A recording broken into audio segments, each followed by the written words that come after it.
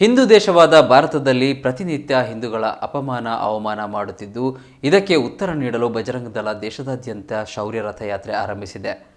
ದೇಶಕ್ಕಾಗಿ, ಹಿಂದುತ್ವಕ್ಕಾಗಿ ಅನೇಕರು ಹುತಾತ್ಮರಾಗಿದ್ದಾರೆ. ಅವರ ಬಲಿದಾನ ಎಂದಿಗೂ ವ್ಯರ್ಥವಾಗಲು ಬಿಡಲ್ಲ ಎಂದು ವಿಶ್ವ ಹಿಂದೂ ಪರಿಷತ್ ಪ್ರಾಂತ ಸಹ ಕಾರ್ಯದರ್ಶಿ ಶರಣ್ ಪಂಪ್ವೆಲ್ ಗುಡುಗಿದ್ದಾರೆ. ಮಂಗಳೂರಿನಲ್ಲಿ ಶೌರ್ಯ ರಥಯಾತ್ರೆ ಸಮಾವೇಶದಲ್ಲಿ ಅವರು ಮಾತನಾಡಿದರು. ವಿಶ್ವ ಹಿಂದೂ ಪರಿಷತ್ನ 60ನೇ ವರ್ಷಾಚರಣೆಯ ಪ್ರಯುಕ್ತ ದೇಶದಾದ್ಯಂತ ಯುವ ಸಂಘಟನೆಯಾದ ಬಜರಂಗ ದಳದ ನೇತೃತ್ವದಲ್ಲಿ ಸೆಪ್ಟೆಂಬರ್ 25ರಂದು ಚಿತ್ರದುರ್ಗದಲ್ಲಿ ಆರಂಭವಾದ ಶೌರ್ಯ ರಥಯಾತ್ರೆ ಮಂಗಳೂರು ತಲುಪಿ ನಗರದಲ್ಲಿ ಯಶಸ್ವಿಯಾಗಿ ಸಮಾವೇಶವನ್ನು ನಡೆಸಿತು. ನಗರದ ಕದ್ರಿ ಮೈದಾನದಲ್ಲಿ ಆಯೋಜನೆ ಮಾಡಲಾಗಿದ್ದ ಸಮಾವೇಶದಲ್ಲಿ ಪಾಲ್ಗೊಂಡು ಮಾತನಾಡಿದ ವಿಶ್ವ ಹಿಂದೂ ಪರಿಷತ್ನ ಪ್ರಾಂತ ಕಾರ್ಯದರ್ಶಿ ಶರಣ ಪಂಪ್ವೆಲ್, ಶಿವಮೊಗ್ಗ ಘಟನೆ ಮಂಗಳೂರಿನಲ್ಲಿ ಆಗ್ತಾ ಇದ್ರೆ ದಂಗೆಕೋರರ ಮೈ ಹುಡಿಯಾಗ್ತಾ ಇತ್ತು ಎಂದಿದ್ದಾರೆ. ಇವತ್ತು ನಮ್ಮ ಹೋರಾಟವನ್ನ ಕೆಲವರು ಪ್ರಶ್ನೆ ಮಾಡ್ತಾ ಇದ್ದಾರೆ. ಶಾಂತಿ ನಿರ್ಮಾಣ ಆಗಬೇಕು ಅಂತ ಈ ಸರ್ಕಾರ ಹೇಳುತ್ತದೆ. ಆದರೆ ಶಿವಮೊಗ್ಗದಲ್ಲಿ ಪೈಗಂಬರದ ಜನ್ಮ ದಿನಾಚರಣೆಯ ಹೆಸರಲ್ಲಿ ಕಲ್ಲು ತೂರಲಾಗಿದೆ. ನಮ್ಮ ಕೃಷ್ಣಾಷ್ಟಮಿ, ಚೌತಿಗೆ ಇಂತಹ ಘಟನೆ ನಡೆದ ಉದಾಹರಣೆ ಇತ್ಯಾ. ಇದು ಔರಂಗಜೇಬನ ಕಾಲವಲ್ಲ, ಜಿಹಾದಿ ನಾಯಿಗಳೇ, ಇದು ನರೇಂದ್ರನ ಕಾಲ ಎಂದು ಆರ್ಭಟಿಸಿದ್ದಾರೆ.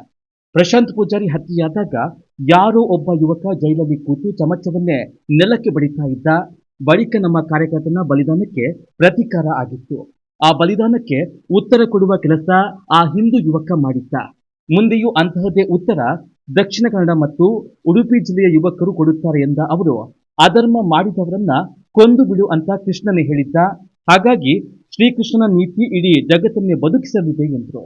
ಇವತ್ತು ಪಠ್ಯ ಪುಸ್ತಕದಲ್ಲಿ ಇರುವುದು ಅರಬರ ಕಾಲ, ಬ್ರಿಟಿಷರ ಕಾಲ, ಭಾರತದ ಇತಿಹಾಸ ಅದು ಸೋಲಿನ ಇತಿಹಾಸ. ಭಾರತದ ಇತಿಹಾಸ ಅದು ಸೋಲಿನ ಇತಿಹಾಸ ಅಲ್ಲ. ಭಾರತದ ಇತಿಹಾಸ ಅದು ಸಂಘರ್ಷದ ಇತಿಹಾಸ. ಭಾರತದ ಇತಿಹಾಸ ಅದು ಹೋರಾಟದ ಇತಿಹಾಸ. ಭಾರತದ ಇತಿಹಾಸ ಅದು ಶೌರ್ಯದ ಇತಿಹಾಸ. ಒಂದಲ್ಲ ಎರಡಲ್ಲ, 100 ಜನ ಈ ದೇಶಕ್ಕೋಸ್ಕರ ಪ್ರಾಣವನ್ನು ಅರ್ಪಣೆ ಮಾಡಿದ್ದಾರೆ. ಬಂಧುಗಳೇ, ಇವತ್ತು ಅಮೆರಿಕದಲ್ಲಿ ಅಮೆರಿಕನರ ಅಪಮಾನ ಆಗಲಿಕ್ಕೆ ಸಾಧ್ಯ ಇದೆಯಾ? ಚೀನಾದಲ್ಲಿ ಚೀನಾದವರ ಅಪಮಾನ ಆಗಲಿಕ್ಕೆ ಸಾಧ್ಯ ಇದೆಯಾ? ಜಪಾನ್ನಲ್ಲಿ ಜಪಾನಿಗರ ಅಪಮಾನ ಆಗಲಿಕ್ಕೆ ಸಾಧ್ಯ ಇದೆಯಾ? ಆದರೆ ಭಾರತದಲ್ಲಿ ಪ್ರತಿನಿತ್ಯ ದಿನೇ ದಿನೇ ದಿನೇ ದಿನೇ ಇವತ್ತು ಹಿಂದೂಗಳ ಅಪಮಾನ ಆಗ್ತಾ ಇದೆ ಅಂತ ಕೇಳಿದ್ರೆ ಇದಕ್ಕೆ ನಾವು ಉತ್ತರ ಕೊಡಬೇಕಲ್ವ ಬಂಧುಗಳೇ? ಇದು ದಕ್ಷಿಣ ಕನ್ನಡ ಜಿಲ್ಲೆಯಲ್ಲಿ ಹಿಂದುತ್ವಕ್ಕೋಸ್ಕರ, ಹಿಂದೂ ಧರ್ಮಕ್ಕೋಸ್ಕರ ತನ್ನ ಪ್ರಾಣವನ್ನು ಅರ್ಪಣೆ ಮಾಡಿದಂಥ ಮಹಾಪುರುಷರು. ಅದರಲ್ಲಿ ಒಬ್ಬ ಬಜರಂಗ ದಳದ ಕಾರ್ಯಕರ್ತ ಪ್ರಶಾಂತ್ ಪೂಜಾರಿ. 2015ನೇ ತಾರೀಕು ಇದೇ ದಿವಸ ಆ ಒಬ್ಬ ಗೋರಕ್ಷಕನನ್ನು ಆಡು ಹಗಲೇ ತಂದೆಯ ಎದುರೇ ಕಡಿದು ಕೊಲೆ ಮಾಡಿದಂಥ ದಿನ ಇವತ್ತು. ಮೊಹಮ್ಮದ್ ಪೈಗಂಬರ್ರ ಜನ್ಮ ದಿನಾಚರಣೆ ಹೆಸರಿನಲ್ಲಿ, ಈದ್ ಮಿಲಾದ್ನ ಹೆಸರಿನಲ್ಲಿ 10 ಹಿಂದೂ ಮನೆಗಳ ಮೇಲೆ ಕಲ್ಲು ಬಿಸಾಡಿ ಹಿಂದೂ ಮನೆಗಳ ಮೇಲೆ ದಾಳಿ ಮಾಡಿದ್ರಲ್ಲ ಇವರು.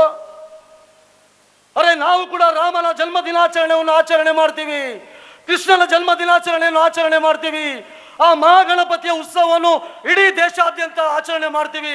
ಯಾವತ್ತಾದ್ರೂ ಒಂದೇ ಒಂದು ಉದಾಹರಣೆ ಕೊಡಿ, ಅಂತ ದಿನಗಳಲ್ಲಿ ಒಬ್ಬ ಮುಸಲ್ಮಾನ ಹಿಂದೂಗಳ ಮೇಲೆ ಕಲ್ಲು ಬಿದ್ದದ್ದು ಒಂದು ಉದಾಹರಣೆಯನ್ನು ಕೊಡಿ. ಇವತ್ತು ನಮಗೆ ನೀವು ಶಾಂತಿಯ ಮಾತನ್ನು ಹೇಳಲಿಕ್ಕೆ ಹೊರಟಿದ್ದೀರಾ. ಅದರ ನಡುವೆ ಔರಂಗಜೇಬನ ಫ್ಲೆಕ್ಸ್ ಅನ್ನು ಹಾಕಿ ಅಖಂಡ ಭಾರತ ನಿರ್ಮಾಣಕ್ಕೋಸ್ಕರ ಔರಂಗಜೇಬ ಅಂತ ಫ್ಲೆಕ್ಸ್ ಅನ್ನು ಹಾಕ್ತಾ ಇದ್ದೀರಿ. ಅರೆ ಜಿಹಾದಿ ನಾಯಿಗಳೇ, ಇದು ಔರಂಗಜೇಬನ ಕಾಲ ಅಲ್ಲ, ಇದು ನರೇಂದ್ರನ ಕಾಲ. ನರೇಂದ್ರನ ಕಾಲ ಇದು. ಚಿಂತಕ ಚಕ್ರವರ್ತಿ ಸೂಲಿಬೆಲೆ, ಕರಿಂಚಾ ಮುಕ್ತಾನಂದ ಸ್ವಾಮೀಜಿ ಸೇರಿ ಹಲವು ನಾಯಕರು ಭಾಗಿಯಾದರು.